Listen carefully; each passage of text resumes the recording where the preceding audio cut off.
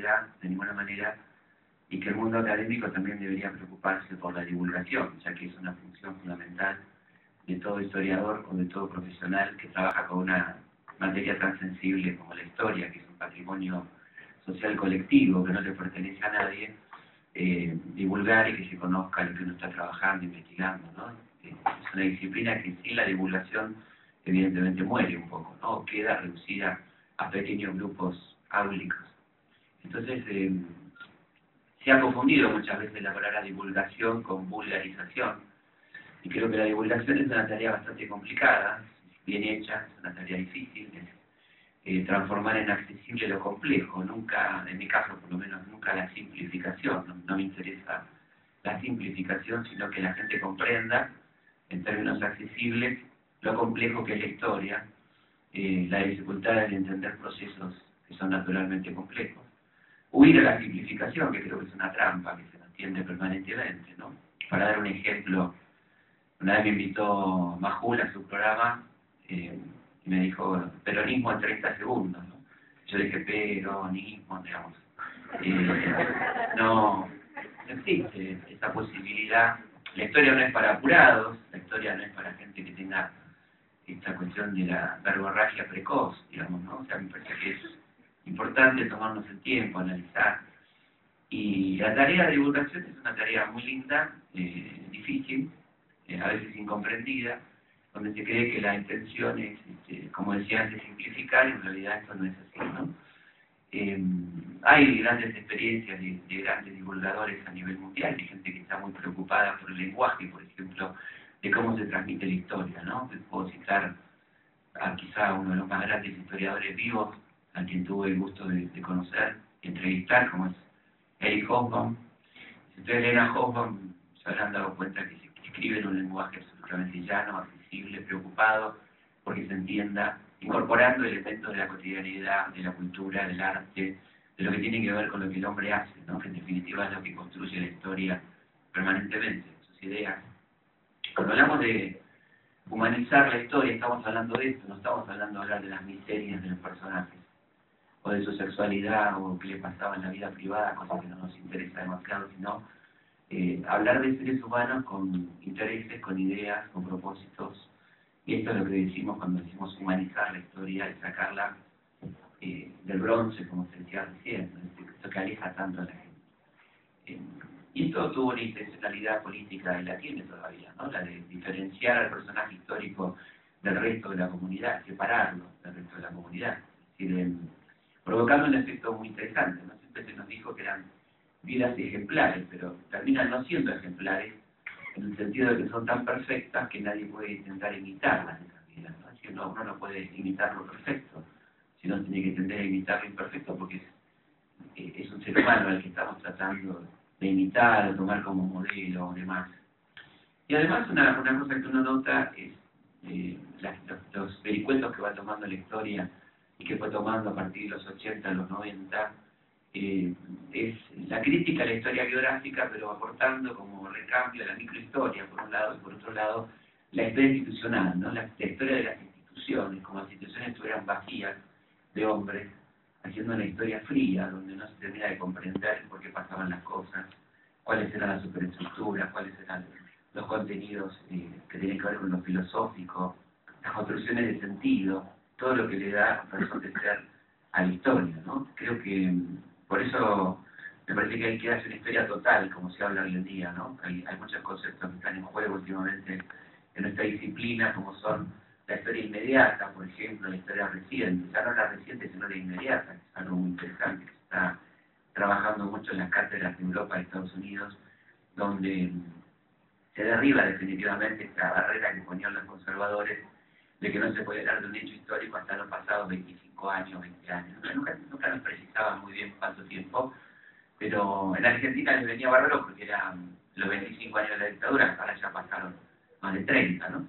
Pero siempre se nos decía que no podíamos historizar esos periodos de tiempo porque eran muy recientes, porque faltaba objetividad y todas estas cosas. Bueno, lo más nuevo que tenemos últimamente son las cátedras de historia reciente que trabajan sobre hechos que se están desarrollando. Por ejemplo, lo que estuvo pasando en Libia, lo que está pasando en Irak, lo que está pasando en Afganistán, todo lo que tiene para aportar la historia, para entender qué está pasando y de dónde vienen esos problemas, quién es Gaddafi, o quién era Gaddafi, quién era Saddam Hussein, o sea, todo lo que tiene la historia para entender el presente, dejando de lado ese prurito y ese preconcepto muy sospechoso y conservador que era el tiempo de profilaxis para poder hablar de historia, ¿no? De hecho, las grandes universidades, no necesariamente progresistas, ¿no? Como Oxford, por ejemplo, en su Historia Contemporánea, el último tomo de la última edición, que es de 2004, Historia Universal de Oxford, termina el contenido en 2003, cuando se está terminando de escribir esa historia, o sea, prácticamente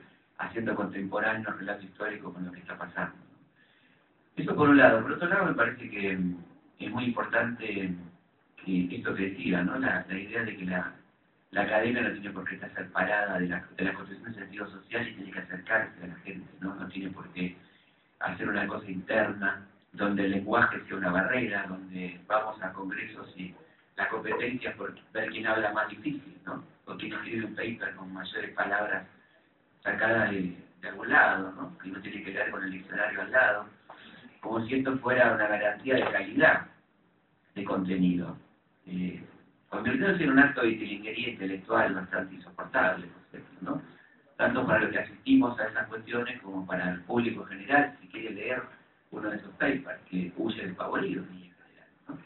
Entonces nuestra pregunta, ¿es necesario esto? ¿Hace falta extremar el vocabulario para que el paper se convierta en excelente, se convierta en un gran paper? No, la verdad es que no hace falta. Tenemos un vocabulario de disciplina que no hay que bajar y que la gente tiene que acceder a él y que tiene que conocerlo, no tenemos por qué hablar en términos ajenos a la disciplina. Otra cosa es hablar en términos que nadie entienda de qué estamos hablando, o que sea una cuestión crítica, que me parece que también es un vicio de muchas disciplinas, donde el sumar palabras complicadas y tener un relato donde las frases empiezan por la negativa, cosa que se usa mucho últimamente, no es el caso de tal cosa, sino, bueno, a ver, empezamos por la afirmación, digo yo, ¿no? No sé si hay que rebuscar tanto las cosas, ¿no? Creo que ahí cambia un poco también en el sentido de a quién se dirige uno y para quién estudia una historia, ¿no? ¿Cuál es el objetivo final de un profesional de la historia? Si es una cuestión autorreferencial o para hablarnos entre nosotros, o si estamos pensando en la comunidad y ser útiles a la sociedad en cuanto que la disciplina histórica, el saber histórico ayude a mejorar el presente, ¿no? Creo que son distintas cuestiones que podemos pensar. Y eso se ve muy claramente en el enfoque que se pone en los discursos históricos que estamos viendo, ¿no? Y que venimos viendo. El último ejemplo, el último gran debate que se dio, que no, a mí me hubiera gustado que fuera un debate realmente, mucho más debate, fue el año pasado con motivo del Bicentenario, ¿no? Donde la historia neoacadémica salió a defender 1910 con uñas y dientes, algo bastante difícil de defender, ¿no? El centenario de nuestra Revolución de Mayo, festejado por un gobierno conservador, excluyente, donde no votaban los hombres ni las mujeres, donde no había una ley electoral, sino que había un fraude escandaloso, donde la miseria en esta zona del NOA y del NEA llegaba al 62% de la población, pero con datos oficiales obtenidos del rechazo de los jóvenes al servicio militar, o el informe de Alain Macé, sí, contemporáneo a todo esto, con un nivel de excluidos que rondaba más o menos el 50% de la población del país, la que hay ganado del mundo, con la semana de mayo festejada bajo estado de sitio de 3.000 presos políticos, sindicales y sociales, con diarios cerrados como La Vanguardia, La Protesta, La Antorcha, ¿no? Bueno, expulsión del país de mucha gente considerada indeseable por la ley de residencia. Ese es el centenario que defendía gente como Luis Alberto Romero, como Hilda Sábato, es decir, a los que les parecía que aquel país era infinitamente mejor a este país que estamos viviendo hoy, equivocando enormemente muchas cosas, ¿no? En un ataque dirigido al gobierno nacional, estaban ignorando 100 años de progreso del pueblo argentino, ¿no?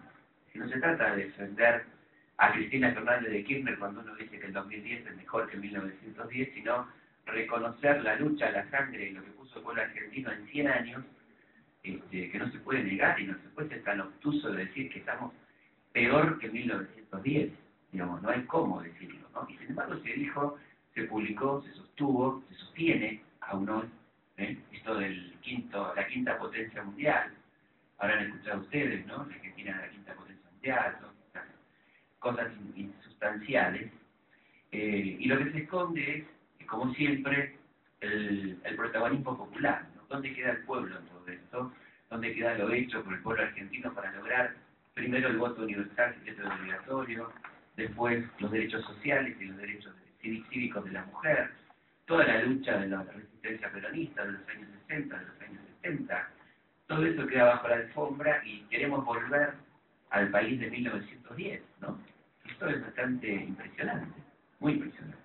O cuando uno plantea la incorporación de minorías, como se dice, que no son minorías, porque las mujeres no son minorías, ¿cierto? Se las trata como minorías, pero son la mayoría de nuestro país, más del 59% de la población. O los pueblos originarios, ¿eh? Claro, como minoría, o los pueblos originarios, tenemos una gran lucha de que realmente, independientemente de la buena voluntad y de la enunciación de la incorporación de los contenidos, se los incorpora realmente a la enseñanza. Seguimos teniendo manuales que estudian nuestros chicos de secundaria y libros que estudiamos en las facultades, donde se dice los mapuches habitaban en Neuquén, los pilagá habitaban Formosa, los diaguitas habitaban en la zona noroeste de nuestro país, donde se lo sigue describiendo en forma zoológica, donde se habla de usos y costumbres, ¿no? Donde sus lenguas son dialectos, sus religiones son cultos paganos o mitologías. Hay mucho para trabajar en historia en cuanto a la vinculación del lenguaje y poder y la transmisión del discurso del poder, a veces incluso con algún tinte progresista, ¿no?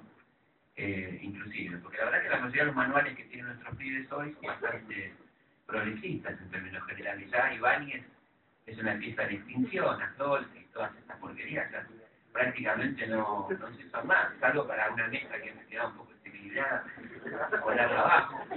Pero bueno, aprovechemos que tenemos una perspectiva de apertura para hacer realmente una historia que tenga que ver con la historia del pueblo argentino, que incluye a las llamadas minorías, que incluye a los pueblos originarios, más de 1,5 millones de hermanos en todo el país. Enterémonos de sus dificultades y sus cuestiones cotidianas que no sabemos, ¿no? Es decir, estuve hace poco en la primavera en Formosa, hablando con los compañeros y hay problemas que uno no termina de enterarse hasta que no va ahí, como por ejemplo las causas que se les abren y la falta de intérpretes judiciales. O sea, le ponen un intérprete pilagá español o com español que traduce, pero por supuesto los términos jurídicos no tienen traducción a su idioma.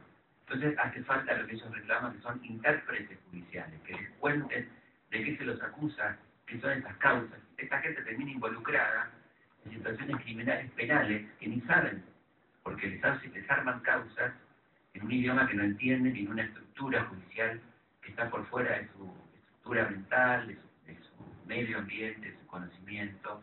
Esto pasa hoy, no es historia, esto transcurre en este momento en nuestro país, ¿no? Entonces, bueno, creo que tenemos mucho para aprender y enseñar en términos de cómo debería ser la historia transmitida a nuestros jóvenes, a nuestros pibes, que en definitiva es un poco lo que la misión que uno tiene, si se lo toma así, ¿no? Si quiere simplemente una cuestión de ego, de saber y de poder demostrar su sapiencia en un grupo selecto es otra cosa, pero si se supone que la historia está para que la conozca la mayor cantidad de gente, por lo menos eso es lo que a mí me parece, todavía tenemos muchas cosas para corregir. La ausencia del pueblo en nuestra historia sigue siendo muy importante, muy asombrosa, ¿no? La ausencia de protagonismo popular siempre es o es víctima o es algo que se pasa por encima, se toman decisiones en nombre de él. Nunca protagonizó nada el pueblo argentino, ¿no? Sino que aparece como fenómeno en algún momento sin explicar muy bien las causas.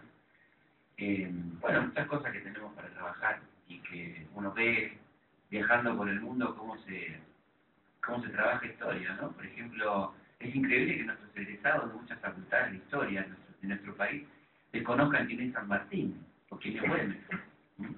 Entonces aparece la denuncia, la pretensión de la historia biográfica, cuando de ninguna manera uno trabaja por la historia biográfica. Pero es realmente asombroso que un egresado de una facultad, estoy hablando de la que conozco muy bien, que es Buenos Aires, por ejemplo, no sepa quién es Belgrano o quién es San Martín. No saben quiénes son. No se les enseña esto, ¿no? porque se supone, con un prejuicio ridículo, pseudo progresista, de que estamos haciendo historia biográfica, ¿no? Ahora, no van a encontrar un egresado de París I, de la Sorbona, que no sepa quién es Napoleón, digamos, algo bastante llamativo, ¿no? Entonces, esto pasa en nuestro país. Sigue pasando que las luchas populares y obreras se sacan de algunos programas con esta cobertura de la historia institucional, que se lleva puesto un montón de cosas, ¿no? Así que yo creo que, bueno, por eso los alumnos van armando cátedras paralelas y aparecen esas cosas frente a la necesidad de una historia con memoria, ¿no? Y que la memoria definitivamente se convierta en historia. Creo que el gran desafío de nuestra generación, yo pertenezco a la generación del 70, pero me parece que un poco para todos los argentinos que trabajamos con la memoria, es que la memoria definitivamente se incorpore a la historia, no en el sentido del olvido, todo lo contrario, de que tenga historicidad, que tenga entidad de historia, ¿no? Que lo que pasó en la dictadura entre en la historia como un tema claramente histórico porque tiene todos los requisitos de la historicidad. Entonces ya no es memoria, es memoria e historia, ¿no? Son dos cosas que van paralelas y no son lo mismo, no son lo mismo. Una cosa es la memoria, otra cosa es la sistematización de la memoria, la transmisión de esa historia, con todos los componentes que tiene la disciplina, la jerarquía que se le da al hecho histórico, ¿no? A partir de historizarlo, que me parece muy importante. Bueno, hay muchas cosas que tenemos por delante para hacer, las historias regionales, ¿no?